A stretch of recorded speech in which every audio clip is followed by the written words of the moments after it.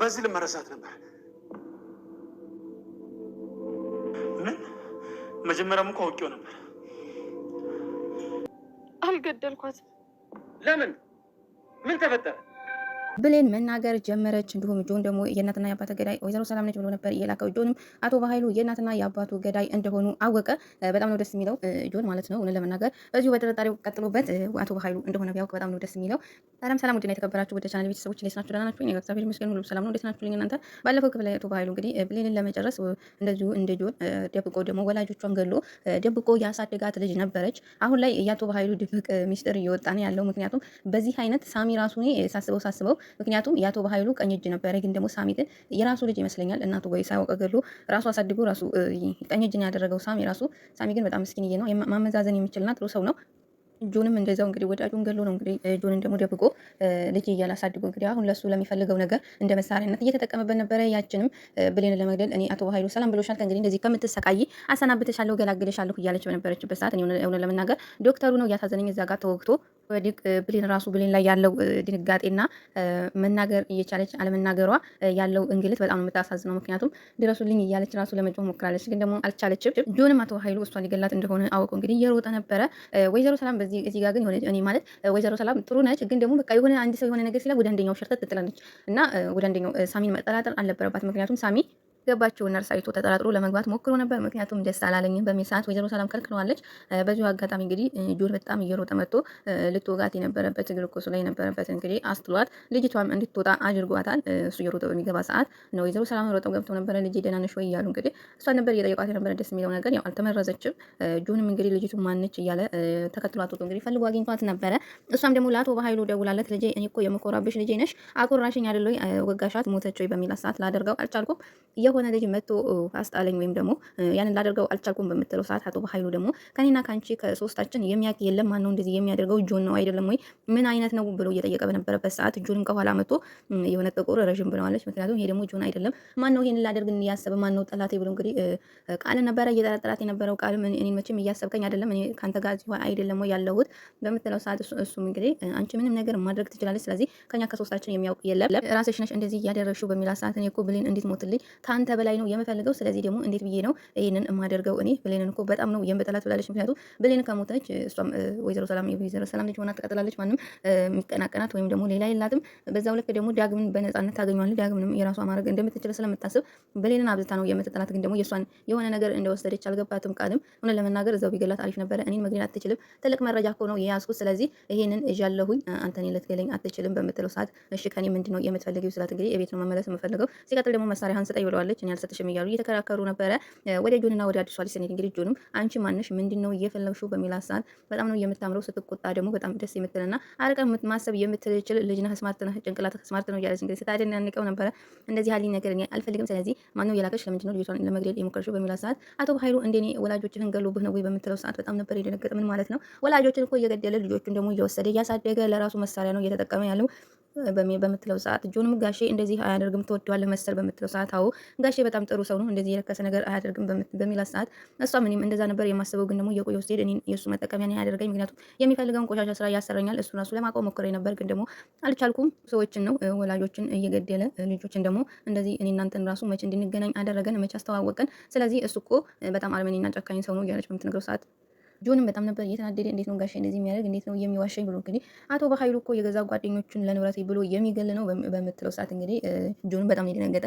ጓደኛው ማነው? ጓደኛውን ታውቂዋለሽ ወይ ብሏታል ማለት ነው። እሷም እንግዲህ ስለ ጓደኛው ወይም ደግሞ ስለ ጆን አባት የምታውቂ ይመስላል፣ ያው እንገናኝና ወይን እየጠጣ ነው የምነግርህ ብላ እንግዲህ ጥላው ሄዳለች። ጆንም ፈጣሪ ሆይ ይሄን ሁሉ ጸጸት አልችለውም፣ ግን ደግሞ የእናትና የአባቴ ገዳይ ውሳሚና ሰላም እየሆኑልኝ እያለ እንግዲህ ፈጣሪን እየጠየቀው ነበረ። ወደ ወይዘሮ ሰላምና ወይዘሮ ገነት ስንሄድ እንግዲህ ወይዘሮ ገነትም እኔ ቤት ነው የምትሄደው ልጅ ለምንድን ነው ጤነኛዋን ልጅ ሰጥቼሽ እንደዚህ አትናገር ጋር ያደረግሽብኝ ንገሪኝ፣ አንቺ እኮ ክፉ ነሽ ከነ ወንድምሽ ጨካኝና አረመኔ ነሽ እያለች ወይዘሮ ገነትም ወይዘሮ ሰላምን እየተናገረች ነበረ። ምክንያቱም እንደነኛ ነበረች። ግን ደግሞ አሁን ላይ እንደዚህ ስለሆነች ወይዘሮ ሰላም ነው ተጠያቂ እያደረገቻት ወይዘሮ ገነት ማለት ነው።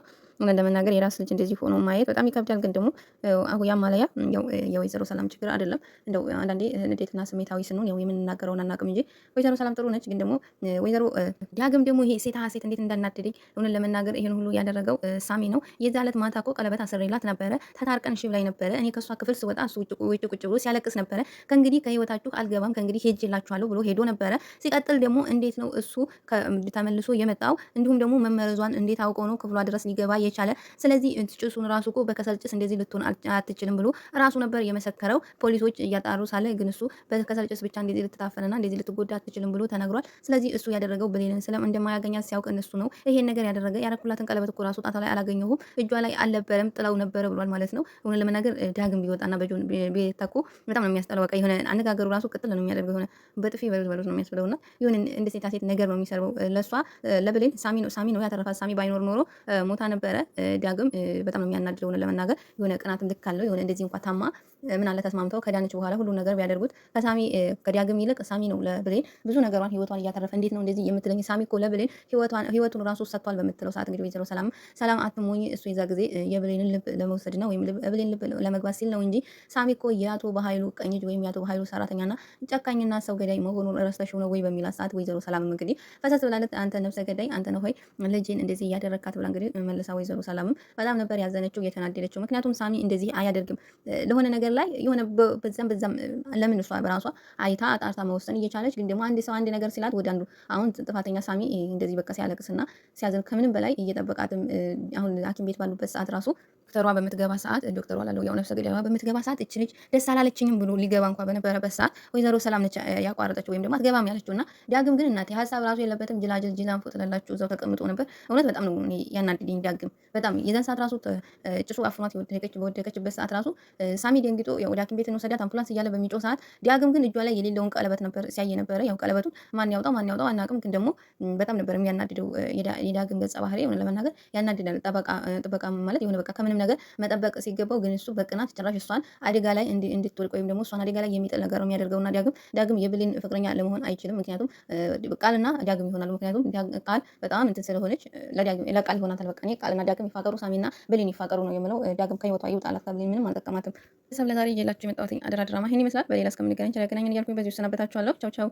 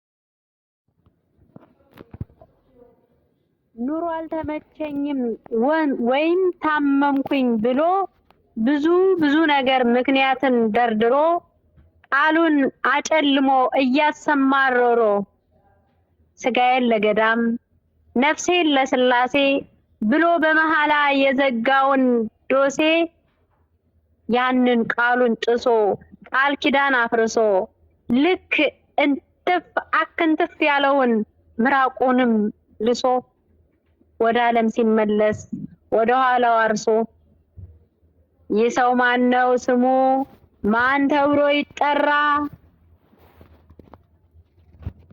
ጥሎ አርግፎ የሄደ የአባቶች አደራ። በገዳሜ ልሞት ልቀበር ካላለ ምኑን ካለም ወጣ መነኩሴ ተባለ። አስገዳጅ ሳይኖረው በፈቃዱ ገብቶ በገዳም ለመኖር ሁሉን ነገር ትቶ ከቆብ በኋላ ዓለም ከተማ የናፈቀው ኧረ ምን ሆኖ ነው? ምኑስ ነው ያጓጓው? የትኛው ውበቷ ምኗ ደስ ብሎት ነው? ገዳም ጥሎ ወጥቶ ከተማ ከተማ የከተመው? እስቲ ወላዋይ በቃሉ ያልተገኘው መነኩሴ ነው መናኝ ወይስ ምን ልበለው? ስሙን ካወቃችሁ ብትነግሩኝስ ምን ነው? የሰው ማን ነው ስሙ? ማን ተብሎ ይጠራ? ያለ ቦታው ውሎ ኧረ ማን ነኝ ይላል። ምን አጣ ከገዳም ምን እንከን አገኘው? ያለ ቦታው መንደር ከተማ የተገኘው። ቢራቆት ቢቸገር ቢበርደው ቢጠማው ቢከፋው ቢደላው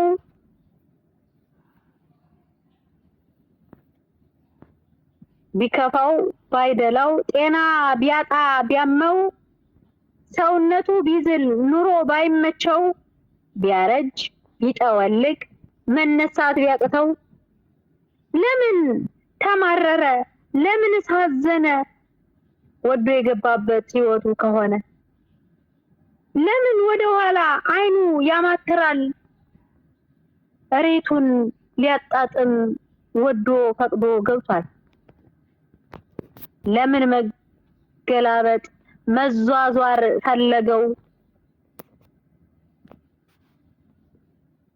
መራ የምጣፍጥ ህይወት ገዳም አለው ሚስጥርን ጠባቂ ከእናት በላይ እናት ምን አጉላብን ነው የምንሄድ ጥለናት? ብንኖር ብንሞትም ኑሯችን ገዳም ነው። ከተማ የከተምነው ምኗ ደስ ብሎን ነው? አንተ ማነህ ሲባል እኔ ነኝ ላትለው ከተማ መኖርህ ኧረ ምን ነው ኧረ ምን ሆነህ ነው? ተመለስ ከቦታ ኮርተህ ትኖራለህ። የኔ ነው የምትለው ትልቅ ገዳም አለ።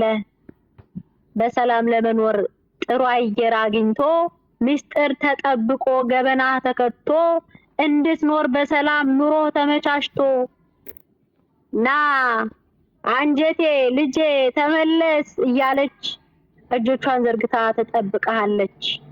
አብረን ተቸግረን እንኖር እያለች ከተማ ምታደንቀው ገዳምህን አራቁተህ ምን ቀርቶሃል እዛ ምትኖረው ተጨንቀህ?